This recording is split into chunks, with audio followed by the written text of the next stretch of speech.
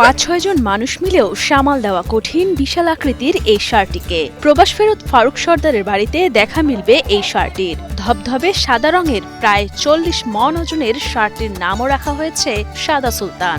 ওজন আপনার ৩৫ থেকে ৪০ মনের কাছে আসবে, আর নাম রাখছে সাদা সুলতান। পাবনা সদর উপজেলার গয়েশপুর ইউনিয়নের হামিদপুর মধ্যপাড়ার সর্দার বাড়িতেই বেড়ে উঠেছে বিশাল আকৃতির এই ষাঁড়টি। খামারি ফারুক সর্দার জানান, প্রবাস থেকে দেশে ফিরে গরু পালনের সিদ্ধান্ত নেন তিনি। পরে নিজের পালিত একটি গাভীর ঘরেই জন্ম নেয় এটি। ৪.৫ বছরের পরিচর্যা, শ্রম আর ভালোবাসায় ছোট্ট বাছুরটি এখন পরিণত হয়েছে বিশাল আকৃতির ষাঁড়ে। বিদেশ গেলাম, বিদেশ থেকে আসার পর গরু খামার করলাম।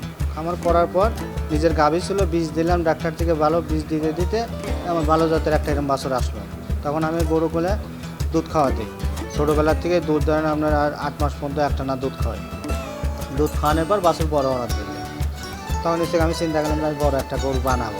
ষাঁড়টিকে দেখতে ও দরদাম করতে খামারে আসছেন অনেক ক্রেতাই। স্বজন ও এলাকাবাসী জানান, ধবধবে সাদা রঙের কারণে ও সুঠামদেহী হওয়ায় এলাকায় আলাদা পরিচিতি পেয়েছে ষাঁড়টি।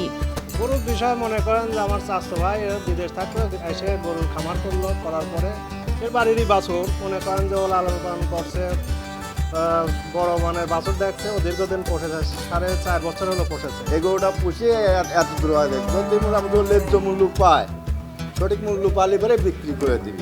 ষাঁড়টিকে মোটা তাজাকরণের কোনো কেমিক্যাল বা ক্ষতিকর ফিড খাওয়ানো হয়নি বলে দাবি খামারির। গমের ভুসি, খেসারির ডাল, ছোলার ডাল, ঘাস, খড় ও ধানের গুঁড়াই ছিল তার প্রধান খাবার। প্রায় ৬ ফুট উচ্চতা এবং ৯ ফুট দৈর্ঘ্যের বিশাল ষাঁড়টিকে ১৫ লাখ টাকায় বিক্রি করার ইচ্ছা রয়েছে খামারির।